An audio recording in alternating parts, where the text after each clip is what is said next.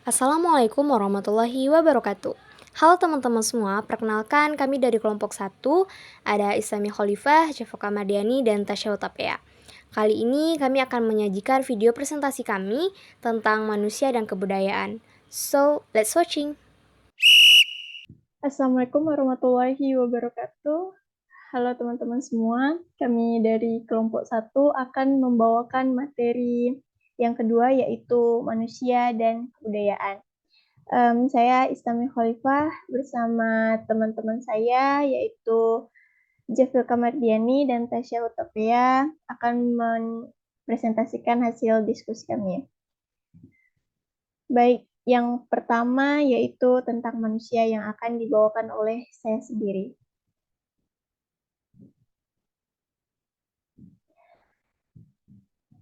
Manusia.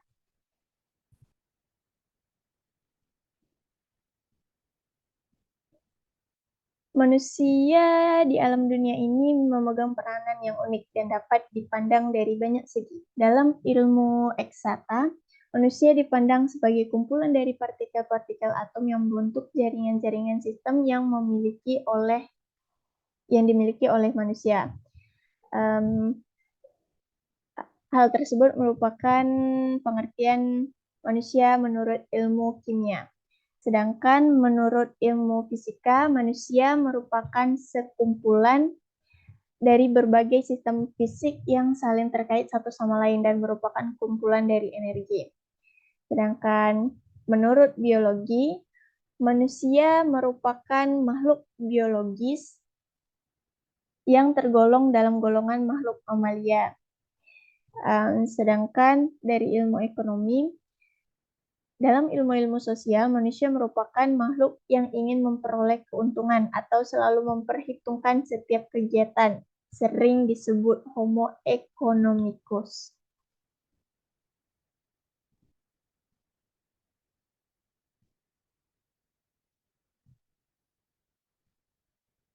Ada dua pandangan yang dijadikan acuan untuk menjelaskan unsur-unsur membangun manusia, yaitu yang pertama, manusia itu terdiri dari 4 unsur yang saling terkait. Yang pertama adalah jasad.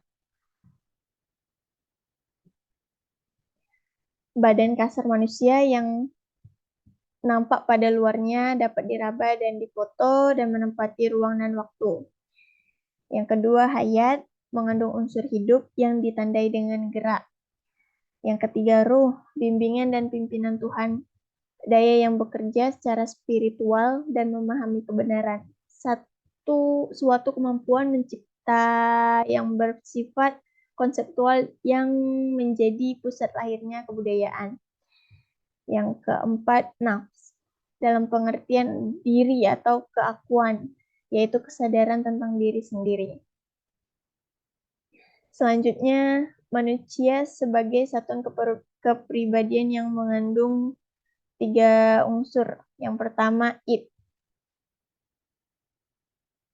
merupakan struktur kepribadian yang paling primitif dan paling tidak nampak. Yang kedua, ego, bagian atau struktur kepribadian yang pertama kali dibedakan dari id, seringkali disebut sebagai kepribadian eksekutif karena peranannya dalam menggabungkan energi id ke dalam saluran sosial yang dapat dimengerti oleh orang lain. Yang ketiga, superego, merupakan struktur kepribadian yang paling akhir, muncul kira-kira pada usia 5 tahun.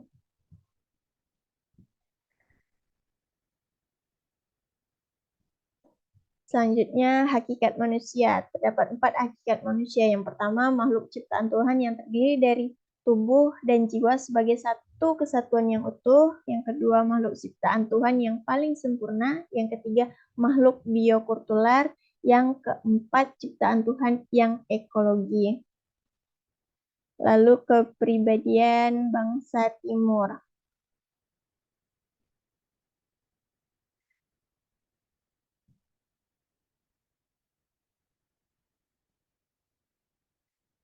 Nomor 7 dan nomor 6 disebut daerah tak sadar dan subsadar. Kedua lingkaran itu berada di daerah pedalaman dari alam jiwa individu dan terdiri dari bahan pikiran dan gagasan yang telah tersedak ke dalam, sehingga tidak disadari lagi oleh individu yang bersangkutan.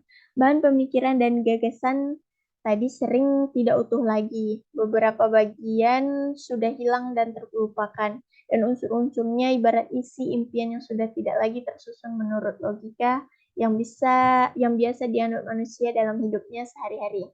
Individu yang bersangkutan sudah lupa akan unsur-unsur pikiran dan gagasan tersebut, tapi dalam keadaan tertentu unsur-unsur itu bisa meledak keluar lagi dan mengganggu kebiasaan hidup sehari-harinya.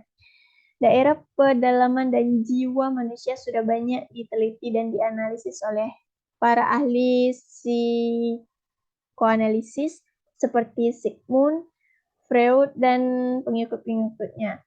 Nomor 5 itu disebut kesadaran yang tidak dinyatakan unexpressed consciousness.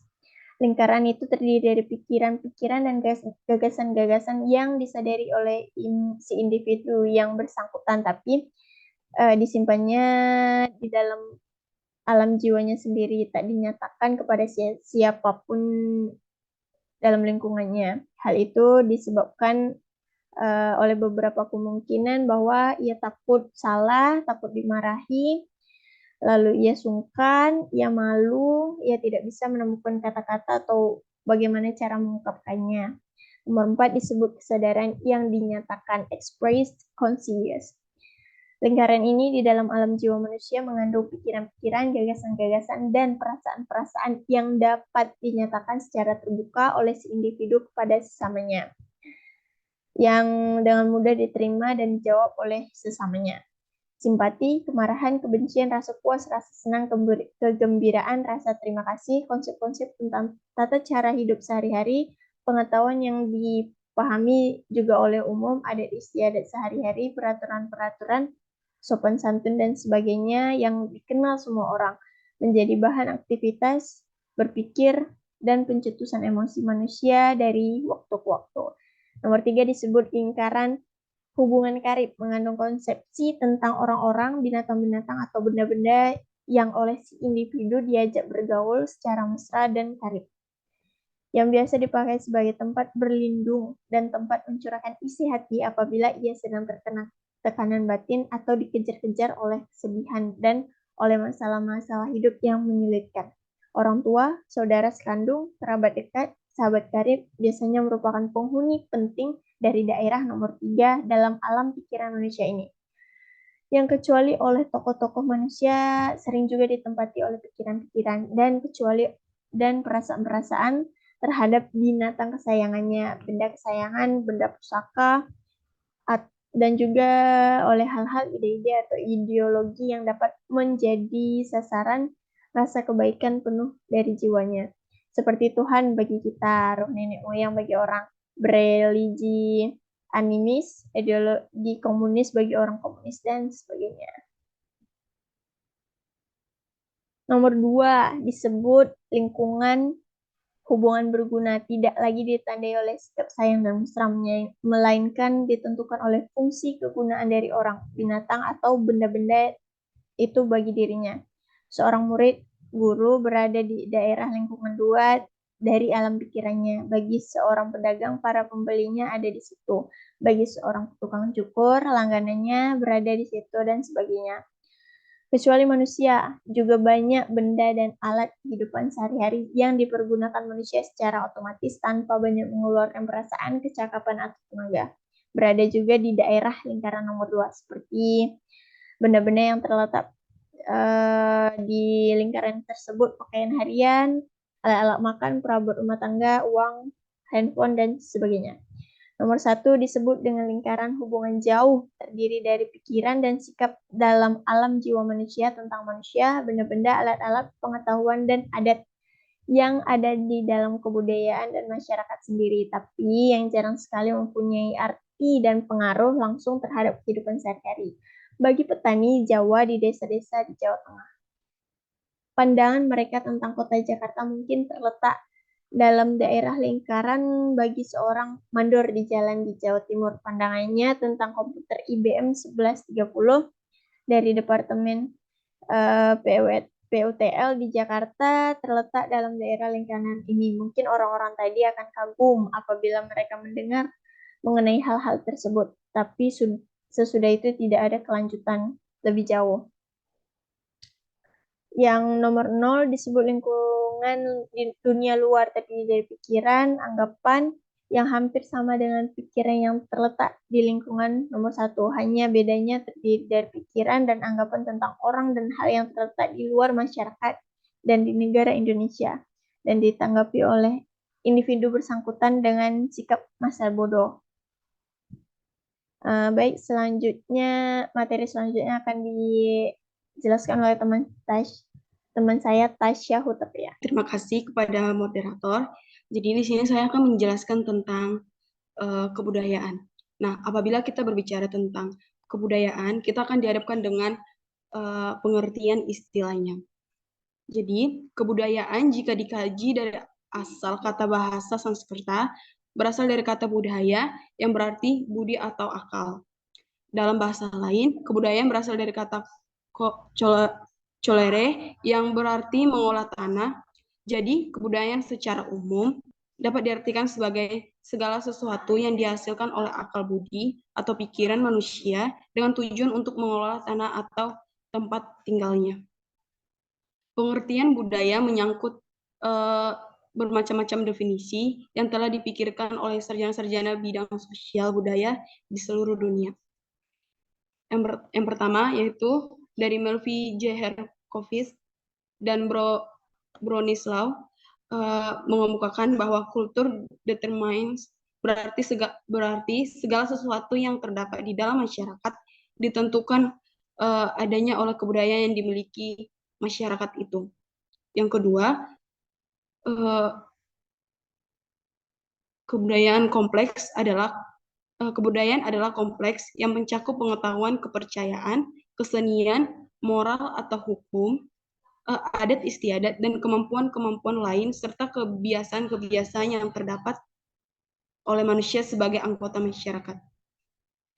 Yang ketiga, Korjanigrad yang mengatakan bahwa kebudayaan antara lain berarti keseluruhan gagasan dan karya manusia yang harus dibiasakannya dengan belajar bersama keseluruhan dari hasil budi pekertinya. Yang keempat, Kober dan Kluckhohn mendefinisikan kebudayaan terdiri atas berbagai pola bertingkah laku mantap, pikiran, perasaan, dan reaksi yang diperoleh dan terutama diturunkan oleh simbol-simbol yang menyusun pencapaiannya secara tersendiri dari kelompok-kelompok manusia. Termasuk di dalamnya berwujud benda-benda materi, pusat esensi yang terdiri atas tradisi dan cita-cita atau paham, dan terutama keterikatan terhadap nilai-nilai. Oke, selanjutnya unsur kebudayaan. Kebudayaan setiap bangsa dan masyarakat terdiri dari unsur besar maupun unsur-unsur kecil yang merupakan bagian dari suatu kebulatan yang bersifat sebagai kesatuan. Adapun menurut Kluckhohn, di dalam karyanya berjudul Universitas Category of Culture, mengemukakan bahwa ada 7 unsur kebudayaan universal, yaitu yang pertama sistem religi atau sistem kepercayaan. Merupakan produk manusia sebagai homo religius. Manusia memiliki kecerdasan pikiran dan perasaan luhur, tanggap bahwa di atas kekuatan dirinya terdapat kekuatan lain yang maha besar. Karena itu manusia takut sehingga menyembahnya dan lahirlah kepercayaan yang sekarang menjadi agama. Kedua, sistem organisasi kemasyarakatan, yaitu merupakan produk dari manusia sebagai homo socius. Manusia sadar bahwa tubuhnya lemah, namun memiliki akal, maka disusunlah organisasi kemasyarakatan di mana manusia bekerja sama untuk meningkatkan kesejahteraan hidupnya. Yang ketiga, ada sistem pengetahuan, merupakan produk manusia sebagai homo sapiens. Homo sapiens, pengetahuan dapat diperoleh dari pemikiran sendiri. Di samping itu, didapat juga dari orang lain. Kemampuan manusia mengingat-ingat apa yang diketahui, kemudian menyampaikan kepada orang, lalu melalui bahasa, menyebabkan pengetahuan menyebar luas. Lebih-lebih bila pengetahuan itu dibukakan, maka penyebarannya dapat dilakukan dari satu ke generasi berikutnya. Yang keempat, adanya sistem mata pencarian atau ekonomi merupakan produk manusia sebagai homo economist menjadi tingkat kehidupan manusia secara umum yang terus meningkat. Yang kelima, adanya sistem teknologi dan peralatan. Merupakan produk dari manusia sebagai homo faber, bersumber dari pemikirannya yang cerdas dan dibantu dengan tangannya, yang dapat memegang kesatuan dengan erat. Manusia dapat dan mempergunakan alatnya dengan alat-alat ciptaan itulah manusia dapat lebih mampu mencakup kebutuhan daripada binatang. Yang keenam ada bahasa, merupakan produk dari manusia sebagai homo language. Bahasa manusia pada mulanya diwujudkan dalam bentuk tanda kode yang kemudian disempurnakan dalam bentuk bahasa lisan dan akhirnya menjadi bentuk bahasa tulisan. Dan yang terakhir adanya kesenian, merupakan hasil dari manusia sebagai homo aestheticus,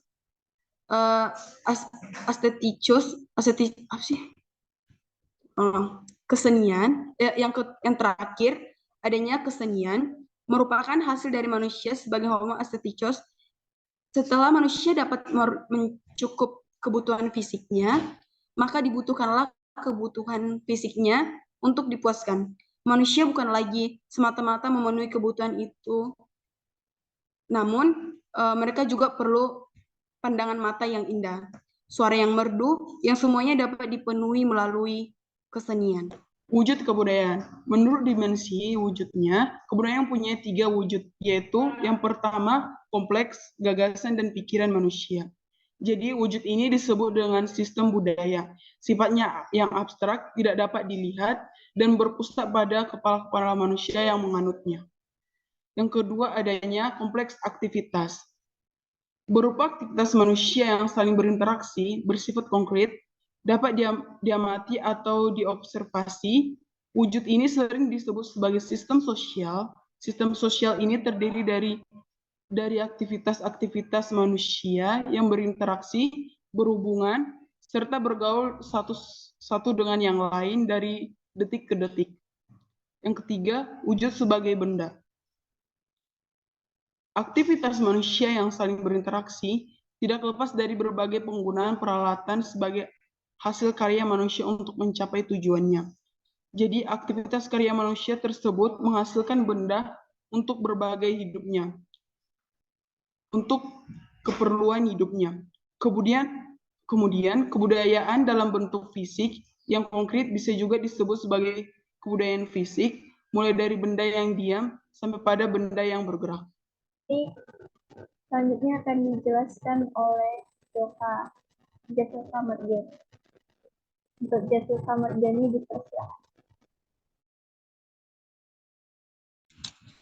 Baiklah, terima kasih kepada moderator. Untuk materi selanjutnya akan saya jelaskan, yaitu yang pertama, selanjutnya adalah orientasi nilai budaya. Kebudayaan sebagai karya manusia memiliki sistem nilai. Menurut C. Clucon, dalam karyanya Variation in Value Orientation, sistem nilai budaya dalam semua kebudayaan di dunia secara universal menyangkut 5 masalah pola kehidupan manusia, yaitu yang pertama adalah hakikat hidup. Hakikat hidup untuk setiap kebudayaan berbeda secara ekstrim. Ada yang berusaha untuk memadamkan hidup, ada pula yang dengan pola-pola kelakuan tertentu menganggap hidup sebagai suatu hal yang baik atau mengisi hidup. Yang kedua adalah karya. Setiap kebudayaan hakikatnya berbeda-beda. Di antaranya ada yang beranggapan bahwa karya bertujuan untuk hidup, atau karya memberikan kedudukan atau kehormatan, atau karya merupakan gerak hidup untuk menambah karya lagi. Yang ketiga adalah hakikat waktu manusia. Hakikat waktu untuk setiap kebudayaan berbeda. Ada yang berpandangan mementingkan orientasi masa lampau, ada pula yang berpandangan untuk masa kini atau masa yang akan datang. Yang keempat adalah hakikat alam manusia. Ada kebudayaan yang menganggap manusia harus mengeksploitasi alam, atau memanfaatkan alam semaksimal mungkin. Ada pula kebudayaan yang beranggapan manusia harus harmonis dengan alam dan manusia harus menyerah kepada alam. Selanjutnya adalah hakikat hubungan. Dalam hal ini, ada yang mementingkan hubungan manusia dengan manusia, baik secara horizontal maupun secara vertikal. Ada pula yang berpandangan individualistis atau menilai tinggi kekuatan sendiri. Selanjutnya adalah perubahan kebudayaan. Next slide.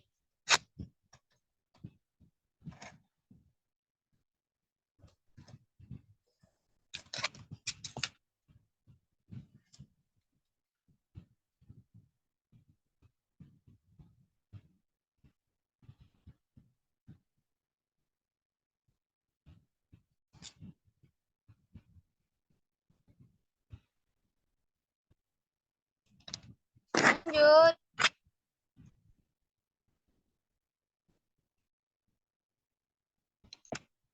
Selanjutnya adalah perubahan kebudayaan. Masyarakat dan kebudayaan dimanapun selalu dalam keadaan berubah. Sekalipun masyarakat dan kebudayaan primitif yang terisolasi dari berbagai hubungan dengan masyarakat lainnya. Tidak ada kebudayaan yang statis. Semua kebudayaan mempunyai dinamika dan gerak. Gerak kebudayaan sebenarnya adalah gerak manusia yang hidup dalam masyarakat yang menjadi wadah kebudayaan tadi. Gerak manusia terjadi oleh karena ia mengadakan hubungan-hubungan dengan manusia lainnya. Artinya, karena terjadinya hubungan antar kelompok manusia di dalam masyarakat. Terjadinya gerak atau perubahan disebabkan oleh beberapa hal, yaitu sebab-sebab yang berasal dari dalam masyarakat dan kebudayaan sendiri. Misalnya, perubahan jumlah dan komposisi penduduk. Yang kedua, sebab-sebab perubahan lingkungan alam dan fisik tempat mereka hidup. Masyarakat yang hidupnya terbuka, yang berada dalam jalur-jalur hubungan dengan masyarakat dan kebudayaan lain, cenderung akan berubah lebih cepat. Perubahan kebudayaan atau akulturasi terjadi apabila suatu kelompok manusia dengan kebudayaan tertentu dihadapkan pada unsur-unsur suatu kebudayaan asing yang berbeda sedemikian rupa, sehingga unsur-unsur kebudayaan asing itu dengan lambat laun diterima, diolah ke dalam kebudayaan sendiri, tanpa menyebabkan hilangnya kepribadian kebudayaan itu sendiri. Perubahan kebudayaan ialah perubahan yang terjadi dalam sistem ide yang dimiliki bersama oleh para warga masyarakat atau sejumlah warga masyarakat yang bersangkutan. Antara lain aturan-aturan, norma-norma yang digunakan sebagai pegangan dalam kehidupan, juga teknologi, selera, rasa keindahan atau kesenian, dan bahasa serta kebudayaan. Proses akulturasi di dalam sejarah kebudayaan terjadi pada masa-masa silam.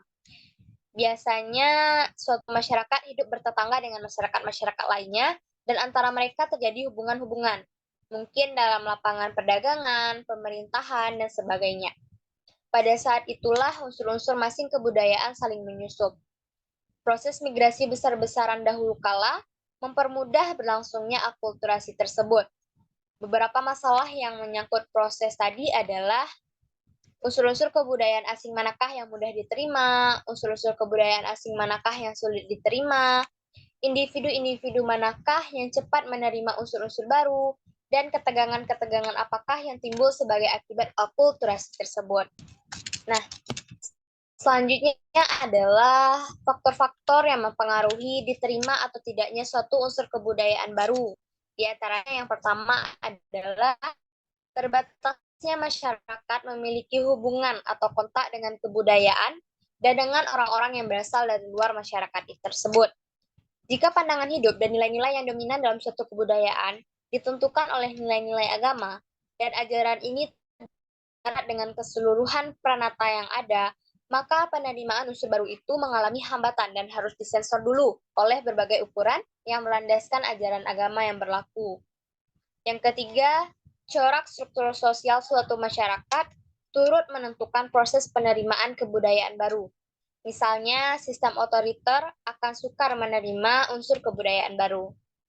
Yang keempat, suatu unsur kebudayaan diterima jika sebelumnya sudah ada unsur-unsur kebudayaan yang menjadi landasan bagi diterimanya unsur kebudayaan yang baru tersebut.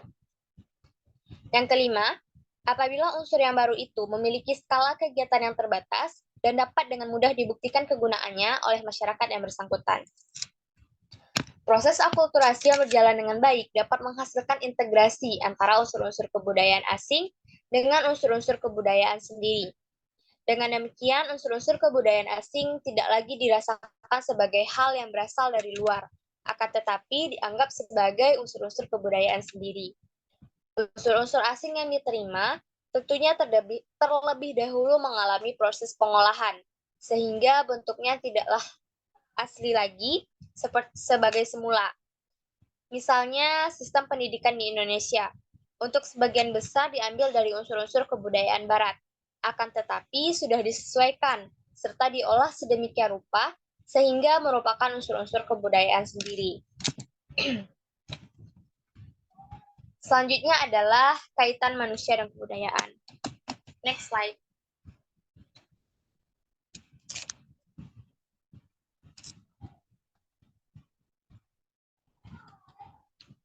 Selanjutnya adalah kaitan manusia dan kebudayaan. Secara sederhana, hubungan antara manusia dan kebudayaan adalah manusia sebagai perilaku kebudayaan, dan kebudayaan merupakan objek yang dilaksanakan oleh manusia. Tetapi, apakah sesederhana itu hubungan antara keduanya? Dalam sosiologi manusia dan kebudayaan, dinilai sebagai dwi tunggal. Maksudnya bahwa walaupun keduanya berbeda, tetapi keduanya merupakan satu kesatuan. Manusia menciptakan kebudayaan, dan setelah kebudayaan itu tercipta, maka kebudayaan mengatur hidup manusia agar sesuai dengannya. Tampak bahwa keduanya akhirnya merupakan satu kesatuan. Contoh sederhana yang dapat kita lihat adalah hubungan antara manusia dengan peraturan-peraturan kemasyarakatan. Pada awalnya peraturan itu dibuat oleh manusia. Setelah peraturan itu jadi, maka manusia yang membuatnya harus patuh kepada peraturan yang dibuatnya sendiri. Dengan demikian dapat disimpulkan bahwa manusia tidak dapat dilepaskan dari kebudayaan, karena kebudayaan itu merupakan perwujudan dari manusia itu sendiri. Apa yang tercakup dalam suatu kebudayaan tidak akan jauh menyimpang dari kemauan manusia yang membuatnya. Balik ke slide yang tadi. 2 sebelum ini. Yap. Dari sisi lain, hubungan antara manusia dan kebudayaan ini dapat dipandang setara dengan hubungan antara manusia dengan kemasyarakatan yang dinyatakan sebagai dialektis. Maksudnya saling terkait satu sama lain. Proses dialektis ini tercipta melalui 3 tahap, yaitu yang pertama eksternalisasi, yaitu proses di mana manusia mengekspresikan dirinya dengan membangun dunianya. Melalui eksternalisasi ini, masyarakat menjadi kenyataan buatan manusia. Yang kedua yaitu objektivasi, yaitu proses di mana masyarakat menjadi realitas objektif, yaitu suatu kenyataan yang terpisah dari manusia dan berhadapan dengan manusia. Dengan demikian, masyarakat dengan segala peranata sosialnya akan mempengaruhi bahkan membentuk perilaku manusia. Yang ketiga adalah internalisasi, yaitu proses di mana masyarakat disergap kembali oleh manusia. Maksudnya bahwa manusia mempelajari kembali masyarakatnya sendiri agar dia dapat hidup dengan baik. Sehingga manusia menjadi ciptaan yang dibentuk oleh masyarakat. Apabila manusia melupakan bahwa masyarakat adalah ciptaan manusia sendiri, dia akan menjadi terasing atau tereliminasi. Manusia dan kebudayaan atau manusia dan masyarakat, oleh karena itu mempunyai hubungan keterkaitan yang erat satu sama lain. Pada kondisi sekarang ini, kita tidak dapat lagi membedakan mana yang lebih awal muncul, manusia atau kebudayaan, menyatakan pembatasan masalah dan waktu agar penganalisaan dapat dilakukan dengan lebih cermat. Baiklah, sekian dari saya kembalikan kepada moderator. Baik, terima kasih Jasmine dan Tasya. Sekian presentasi dari kami. Mohon maaf bila ada kekurangan. Kami tutup. Wabillahi taufiq wal hidayah. Wassalamualaikum warahmatullahi wabarakatuh. Baik, itulah video hasil presentasi kami. Terima kasih sudah menonton. See you di video selanjutnya. Bye-bye.